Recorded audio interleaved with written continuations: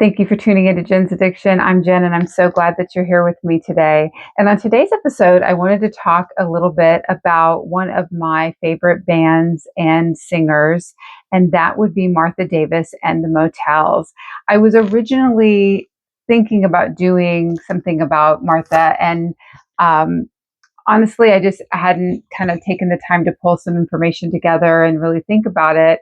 And you have to indulge me. This is a little bit of a funny story how I get from point A to point B. At least I think it's funny. I was speaking with a fellow YouTuber and friend of mine, Tobias Granville. If you haven't watched Tobias's channel, I highly recommend it. He is so much fun and so passionate about the music that he loves. He really does some great in-depth discussions and videos about 80s music and some retrospectives. And so we actually happen to be just kind of talking to each other about our favorite music from around 1985. And one of the albums that had been released that year was one for, I found the single for We Are the World. And I had mentioned that I didn't remember an album. I'd never heard of one. Just all that kind of stuff.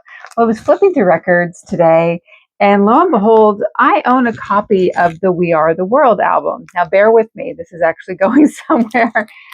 I'd forgotten about this album. Couldn't have told you really much about it at all.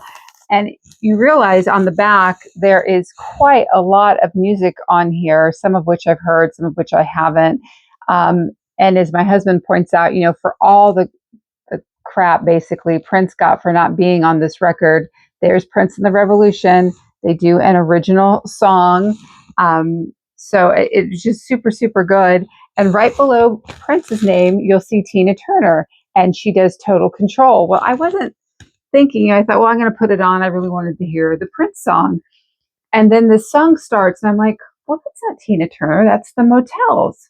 Well, it's Tina Turner covering Total Control from the Motels, which is on their very first album called The Motels. So there is that original album. This also has the song Celia on it, which is just a really, really beautiful song. It's the front and the back.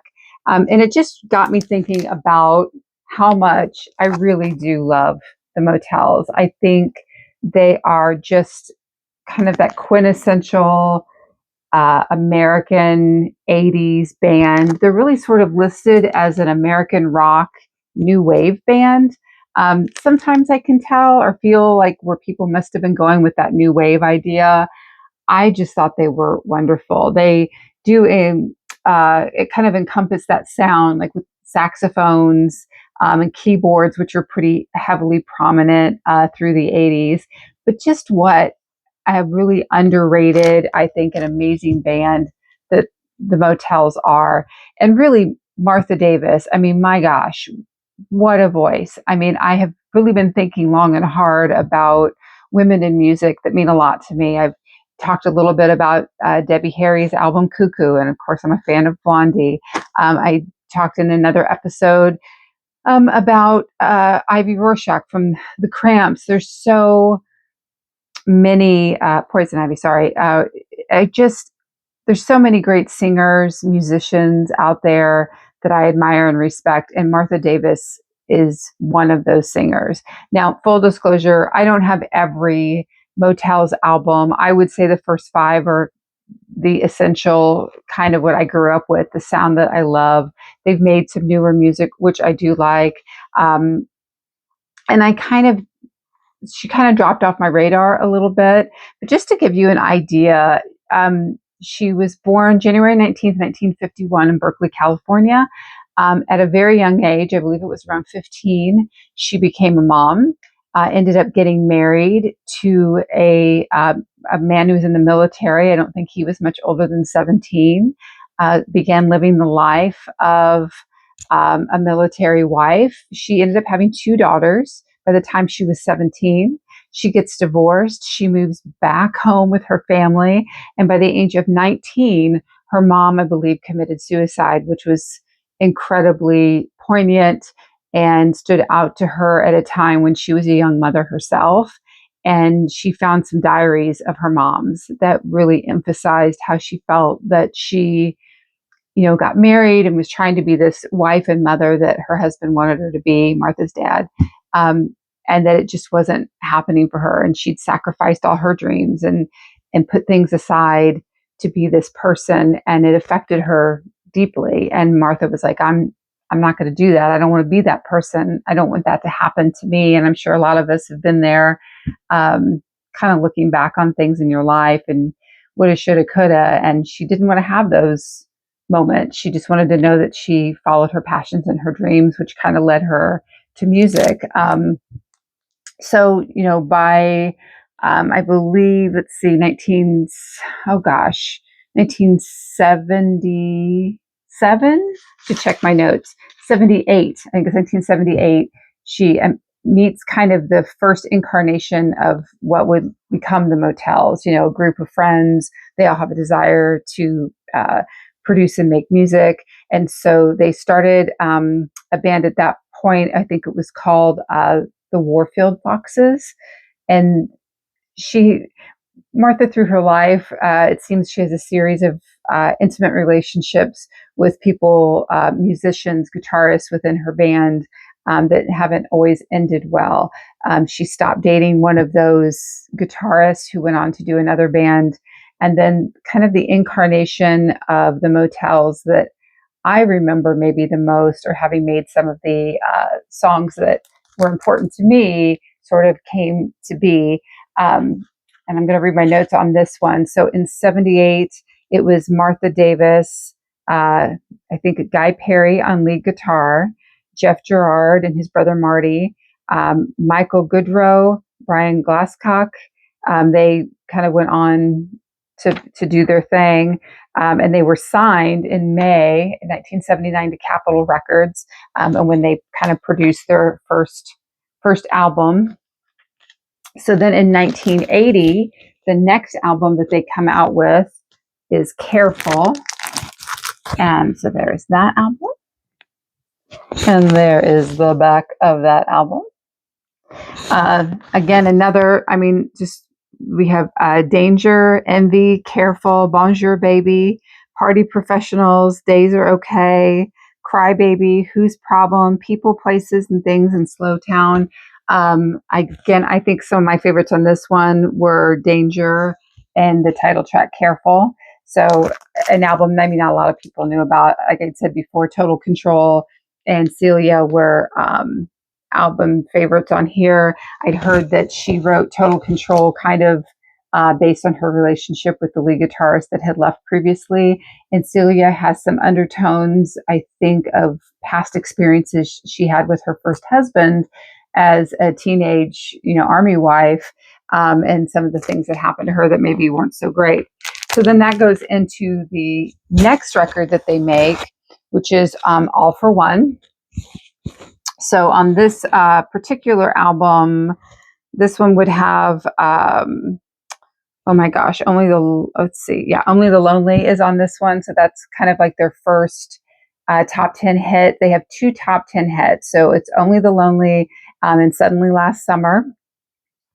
And I believe it's Suddenly Last Summer. I forget now. You have to excuse me if I'm forgetting which one was on which album, because the next album that they come out with after this one, Suddenly Last Summer, is on the next album. So their fourth record, which is my favorite record.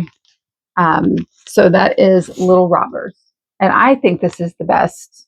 I love all the others. I think she sounds amazing.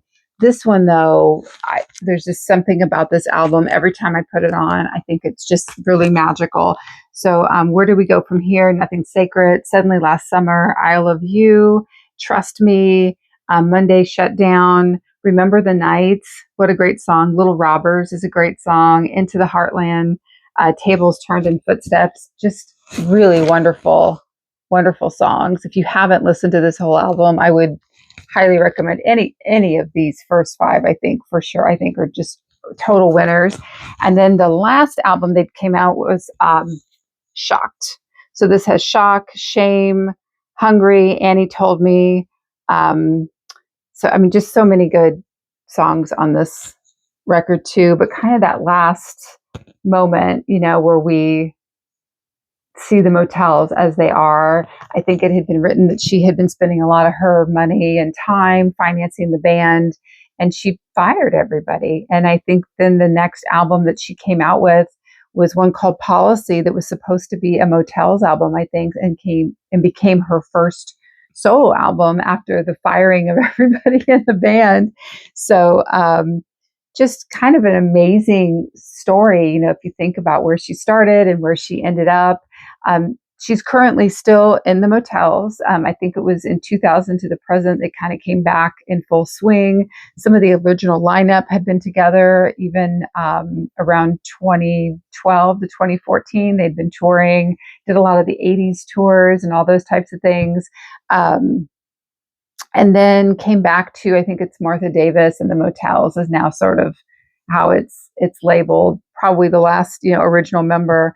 They do have a really nice website. It has more of their newer albums and merchandise on it. She's also spent time in between starting the Motels back up. She ended up doing some scores for movies. She's worked with Clarence Clemens and Charlie Sexton, writing songs for and producing, I think, and working with other people. She'd written a children's album that was called Red Frog Presents 16 Songs for Parents and Children. And the last albums that came out as the Motels were 2008. They had one called This.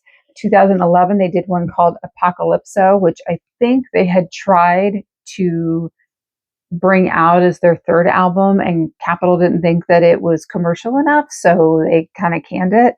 2017, they did If Not Now, Then When, and 2018 was The Last Few Beautiful Days. And that album, I believe, reflects a lot on the death of her oldest daughter, who had died from a drug addiction. So Martha's definitely had her fair share of things happen in her life that were not always the best. And even during her time with the Motels in 1984, she was originally diagnosed, I believe, with breast cancer, which then last year I really wanted to see them. The tour had been canceled, and I wasn't really sure why. And then I read a news article, maybe through Billboard or something, that had said part of the reason it was canceled, I think, was because her cancer had come back. So she was really fighting and dealing with that, and kind of just looking forward to that being behind her and moving on. I believe even some of the chemotherapy might have affected her voice at one time, but I think she still sounds as great as ever, as beautiful as ever. I mean, she's just the most iconic woman in rock and roll. I mean, what an image, what a look. I can't imagine. I mean, when you see her, you just know it's her. There's just no doubt. I mean, look at that picture. She's just fantastic. I don't know, there's just something really captivating about her and her voice and that power. And she has a vulnerability, yet a real strength when she sings. And I just love that about her. So I just can't say enough good things. I think about these first 5 records, a lot of songs on them. They definitely, to me, most of them would follow my rule as a teenager. If there were 2 songs on an album, I would buy it. If there weren't 2 songs, I was kind of skeptical. And I always found 2 songs on every one of these albums.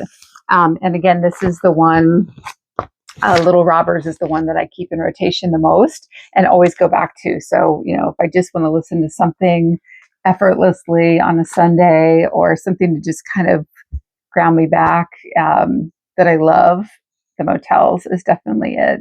So kind of crazy how one thing leads to another. I feel like I've had a lot of divine intervention, listening to something that makes me think of something else. And I never expected to hear a cover of a Motels song done by Tina Turner on a We Are the World record that I didn't even remember I had. So that's even better. I just thought that was crazy. But anyway, so hopefully, if you guys have any memories of the Motels, maybe you've been lucky enough to see them, maybe you love them as much as I do, or have any of their more recent records. I'd love to hear any information that you want to share in the comments below. As always, if I have any links or things that I can share, I'll put those all in the description so everybody can kind of get caught up on their Motels. But yeah, so definitely, I would definitely check them out. They are one to not be missed, a highlight of my teenage years and into as an adult. And I can't, imagine Martha Davis's voice not being part of the soundtrack to my life. So hopefully I will see you all back here real soon. I hope you'll be spinning some great tunes, that you hit like and subscribe and come back and see me. And until then, bye bye.